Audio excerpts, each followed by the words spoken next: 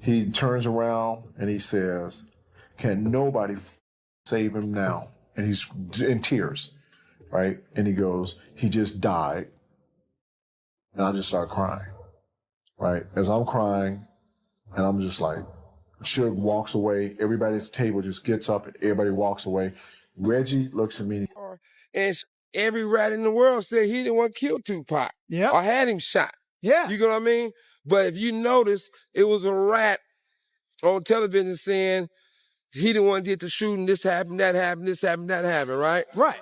If you think about it, right? Right. Why you think nobody been arrested if they said they didn't want to kill Tupac? Because they're snitching to the police, so they ain't gonna get us. Not just snitching, be smart, son.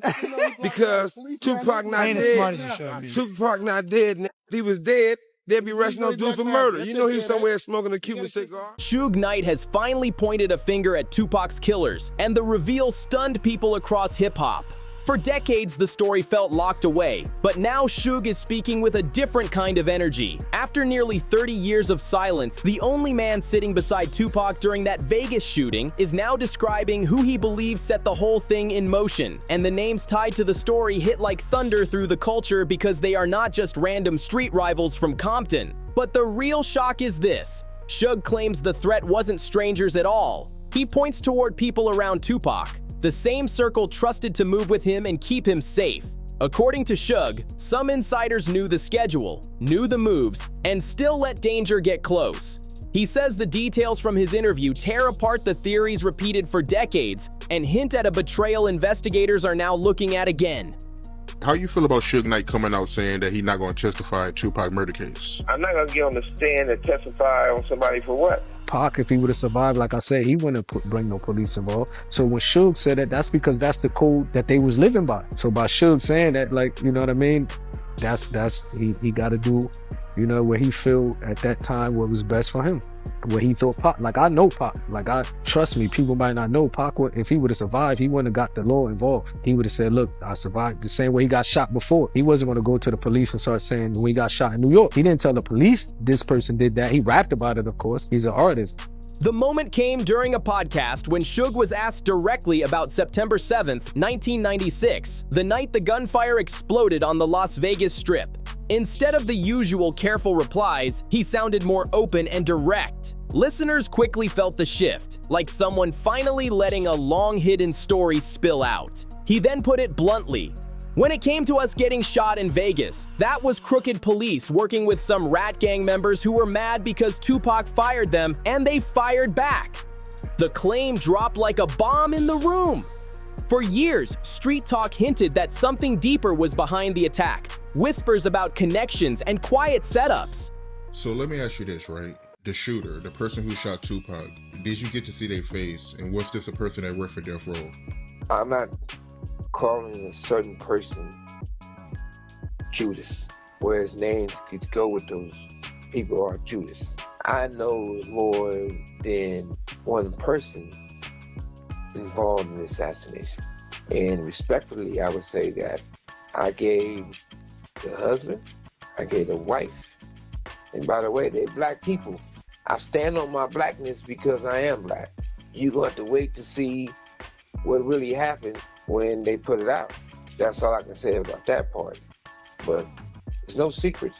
Still, nobody had solid proof, and many people believe the shooting was simply retaliation after the MGM Grand fight with Crips earlier that night. Suge wasn't pointing at random people on the street. He was talking about people inside Death Row's own security circle. These were individuals who had full access to Tupac's schedule, his travel plans, and every move he made. They knew where he would be, who he would be with, and exactly how the night in Las Vegas would unfold. And one name Suge brought up sent shockwaves through longtime fans and insiders. The person he called out has spent years appearing in interviews, documentaries, and media stories while claiming he wanted justice for Tupac. That name, Reggie Wright Jr., the man who once ran security for Death Row Records and was supposed to be protecting Tupac, is now being accused by Suge of playing a role in setting the whole thing up. According to Suge, things between Tupac and Reggie had already turned sour days before the Vegas trip. Suge says Tupac had fired Reggie, along with Death Row lawyer David Kenner, after realizing they were moving in ways that didn't sit right with him.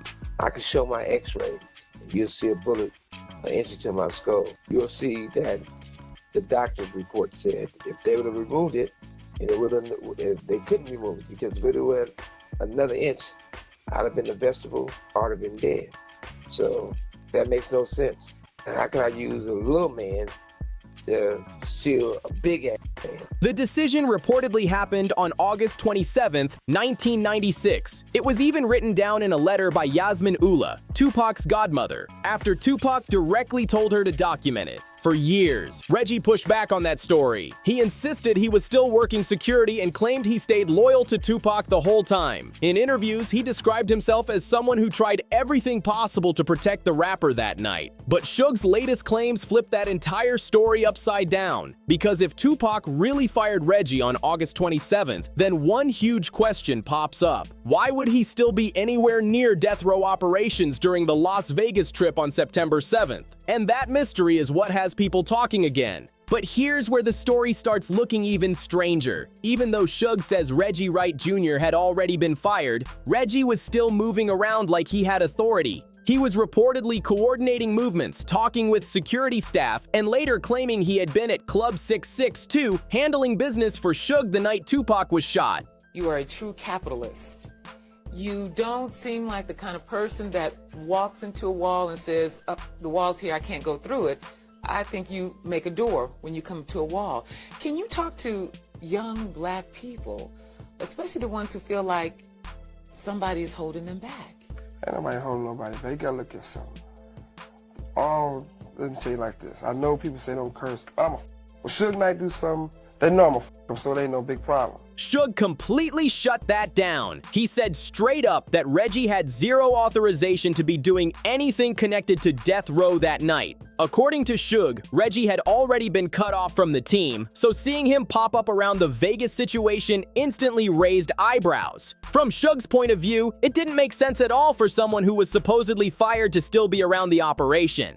That leads to a serious question people are now asking again. If Reggie wasn't officially working for death row anymore, why was he still stepping into Tupac's security world? And if he wasn't working for death row, then who exactly was he working for?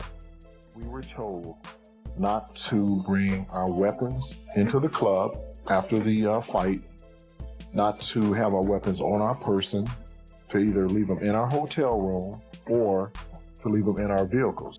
We were never told prior to September the 7th to leave our weapons anywhere, other than the fact if we were Giddens, who was the supervisor now for security at this point. Al Giddens told Michael Moore to, that you go and... The issue, according to people close to the situation, went deeper than just job performance or disagreements. Tupac had reportedly started hearing things about Reggie's connections to law enforcement, and that made the situation dangerous in his eyes.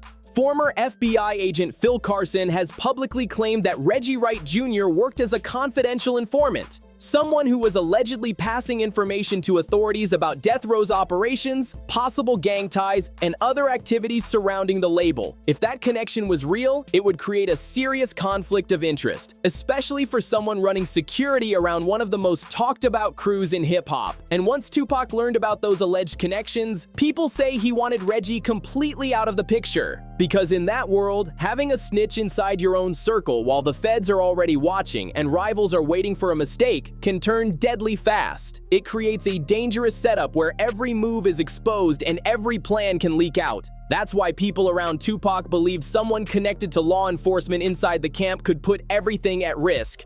And what happened next only made the situation look even more suspicious. Keefy D said he told Rat James that, look, it's big money in this. Only thing Puffy want to do is pay $1 million to have both of them killed. He told me that. He said it was, according to him now, he said it was security that accepted money, participated in it. And it was so-called homies.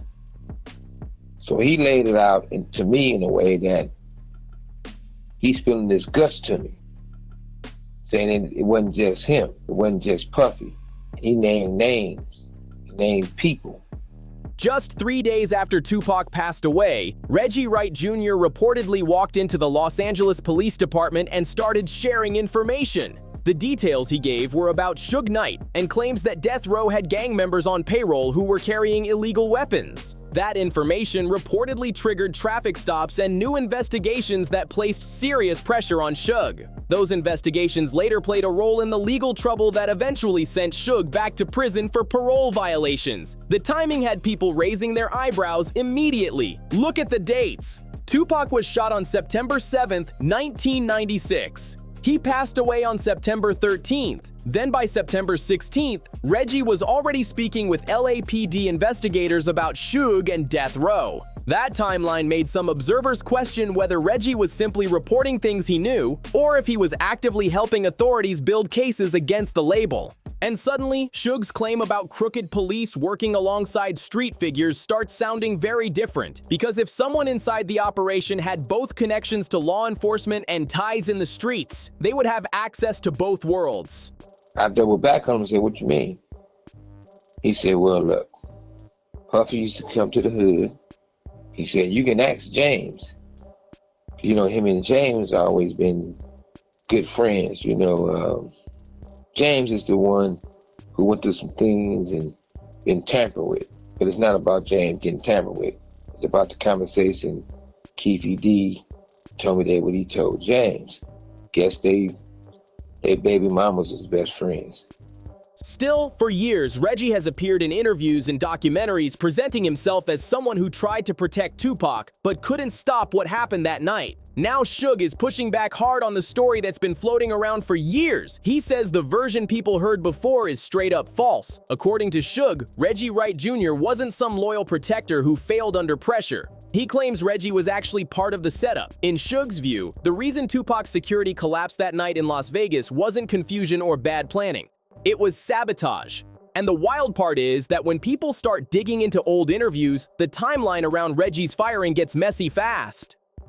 Now, as far as what they say Puffy did and didn't do, just with off-duty police officers or guys with a CCW, everybody knows when we go to a fight in Vegas, we're going to be at the Tyson fight, or we're going to be at my club they call Club 662. You can go to that club and you'll see Mary J. Blige perform, Jodeci performs, Tupac performs, Snoop and the Dogg Pound, Andre. I mean, unbelievable talent in one place. That night was going to be Run DMC East Coast night. Over the years, Reggie has told different versions of when he supposedly learned he was no longer working for Death Row. The details keep shifting, and each version sounds a little different from the last. In one story, Reggie said the problem started back in June 1996 at a House of Blues party during an NFL draft celebration. He claimed Tupac showed up, tension started building, and there were issues about security that night. But here's the twist. There's a written letter documenting the firing dated August 27, 1996. That's 2 full months after the party Reggie talked about. So either the timeline is seriously mixed up, or someone isn't being fully honest about when the split actually happened. Suge now says the real firing happened in late August, right before the Las Vegas trip. If that date is correct, it tears apart the earlier June story and raises questions about why the timeline kept changing. Reggie Wright Jr. told the security they can't carry firearms. The sad thing about that, Pac hated Reggie Wright Jr., so he had fired him before any of that. I don't know the right date, but I'm quite sure it was. It's paperwork that shows it. But the crazy thing about that, it was a bodyguard named Frank Alexander. Pac hated Frank. He was cool at first, but towards the end, he hated Frank because Frank always wanted to get in the pictures with Tupac. And Tupac was very militant, so he was like, man, I don't want a bodyguard taking pictures with me. How's he watching my back if he getting himself in the pictures? There's another detail that people keep pointing at too. Reggie has said he wasn't riding in the convoy with Tupac and Suge because he was at Club 662 setting things up for the after party. But Suge says that explanation doesn't add up. According to him, Reggie had no authority to be handling anything for death row that night since he had already been fired. So his reason for being absent from the security details suddenly looks very suspicious. Think about it for a second. If Reggie Wright Jr. truly cared about Tupac's safety, like he has claimed in interviews for years, then why wasn't he right there during the most dangerous moment of the night? Why wasn't he riding in the car behind Tupac and Suge or coordinating security while they were driving through the Las Vegas streets? That was the exact moment when protection mattered the most. So I hired a guy named Michael Moore and told him to bring another off-duty police officer because they kept their guns and they was real aggressive by protecting Tupac. So on the way to the fight, Reggie Wright Jr. tell Michael Moore he can't carry his weapon when he's doing bodyguard work for Tupac. Michael Moore said, well, I'm going back to the hotel. If I can't carry my gun, I can't protect myself or Tupac, so I'm not going. Suge believes the answer is simple and chilling. He says Reggie already knew something serious was about to go down and made sure he was nowhere near the scene when the gunfire erupted. According to Suge, that distance wasn't coincidence. It was planned.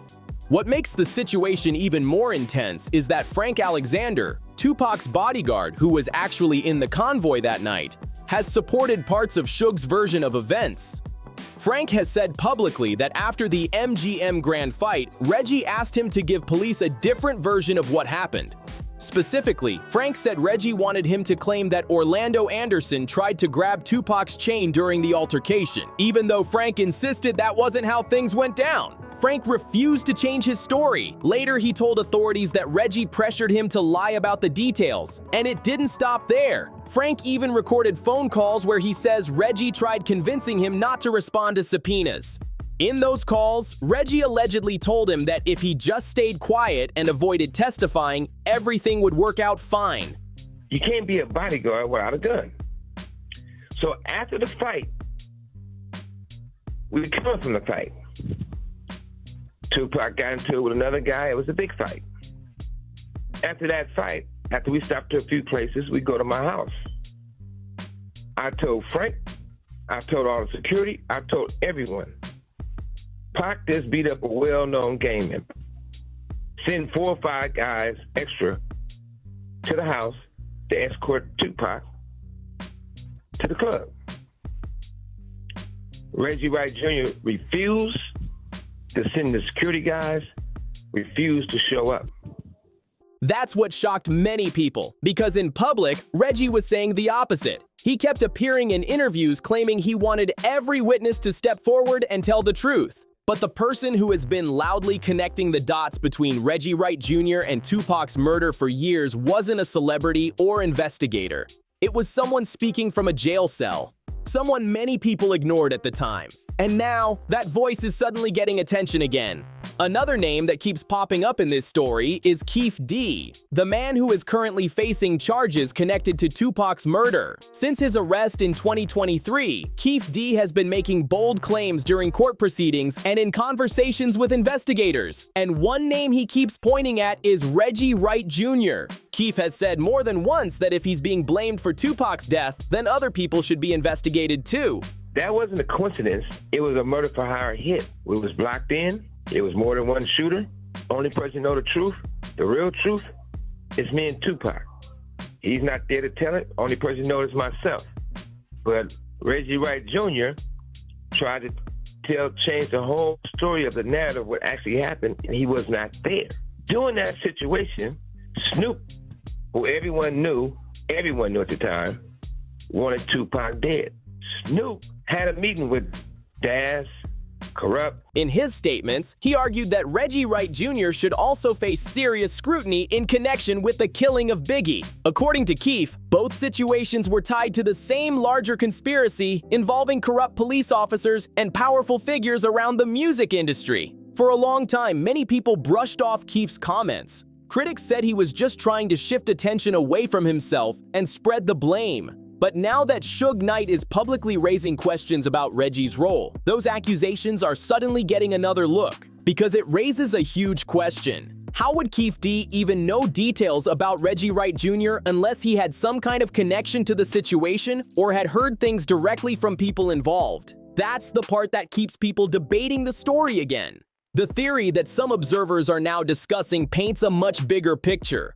Instead of a simple act of gang retaliation, they believe Tupac's killing may have involved several different players with different motives. One idea suggests that someone angry about being fired could have wanted revenge. Another possibility people discuss is that certain law enforcement figures viewed Tupac as a powerful and outspoken voice who challenged them publicly. And on the street level, some individuals might have been willing to carry out violence for money or reputation. There are even theories that parts of the music business benefited from the chaos of that era. In that environment, every rumor, rivalry, and power struggle added another layer to a mystery that still sparks debate today. What makes Suge's latest revelation hit so hard is simple. Now, if a fuck up like me can do something and make it, anybody can make it. All through from school, from elementary to high school to college, people looked at me a certain way. You know, like, he gonna get in trouble, this gonna happen, that's gonna happen.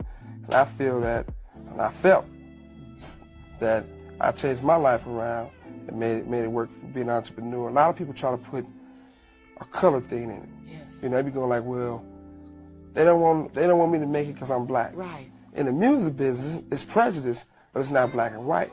It's young and old. Because you know, the older people used to be the ones where say, oh, you got some groups, you want to be an entrepreneur? Give me all you got, give me your money, and I'll put your stuff out. I mean, I knew some of the people who they call themselves legends in the music business who've been the biggest disappointments in the world. He was actually there that night. Out of everyone tied to that moment in Las Vegas, Suge Knight is the only surviving person from Tupac's car who witnessed the shooting unfold. For nearly 30 years, he kept things vague, giving short answers, avoiding details, and refusing to fully cooperate with investigators. But now the tone is different. He's finally pointing fingers and naming the people he believes played a role in setting him and Tupac up.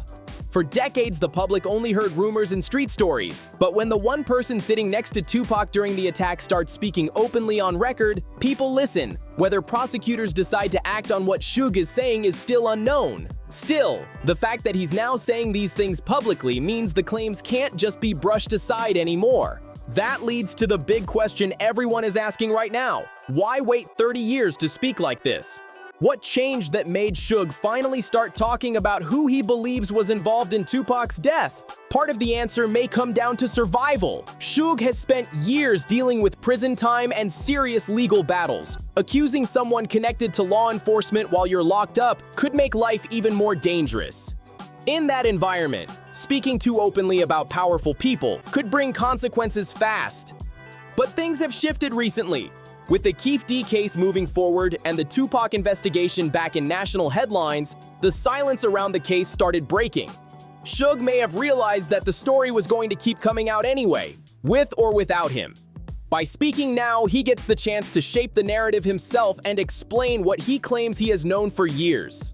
There's also another reality people point out. Many figures connected to that era are now gone, already imprisoned, or facing legal pressure of their own. With time passing and the spotlight returning to the case, the risk of retaliation may not be what it once was, and that changing landscape could be exactly why Suge finally decided to speak up now. Reggie Wright Jr. isn't the powerful industry figure he once was. Over the years, his name has been surrounded by serious accusations, including claims of corruption and being connected to law enforcement as an informant. Because of that, many people say his reputation inside the hip-hop world has already taken heavy damage. The same goes for the other figures Suge mentioned. Some of the police officers connected to those old rumors are now retired, while others have faced investigations of their own over the years. And many of the gang members who were once rumored to be tied to the shooting are no longer around. Some passed away in unrelated violence, while others ended up serving long prison sentences. All of that has changed the landscape completely. With so much time passing and many of the original players gone, Suge may feel that speaking out now comes with fewer immediate risks. The environment today is very different from the tense streets and industry power struggles of the late 1990s.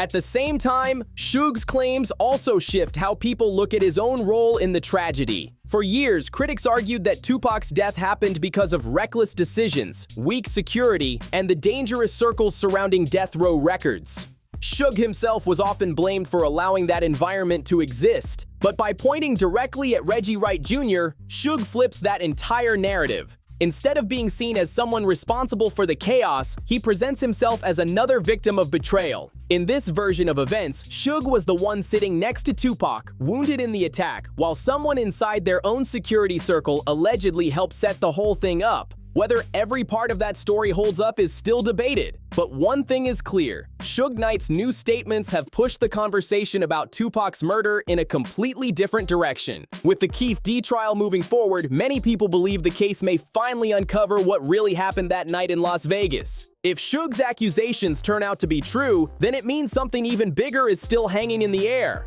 It would mean the people who helped plan the crime may still be out there living freely, while the full truth about Tupac's death remains unfinished after nearly 3 decades. The names are now being talked about again. The allegations are back in the spotlight, and the real question now is simple. Will anyone with real power actually investigate these claims and push the case further? Or will this become just another chapter in the long, complicated mystery surrounding Tupac's murder? One thing is clear though, the story isn't finished yet. New details keep surfacing, old witnesses are speaking again, and the Keefe D case could open doors that have been closed for years. If you want to stay updated on every twist in this story, make sure you like the video, subscribe to the channel, share it with others, and drop a comment below with your thoughts. Because this case is far from over, and what comes out next could be even more explosive.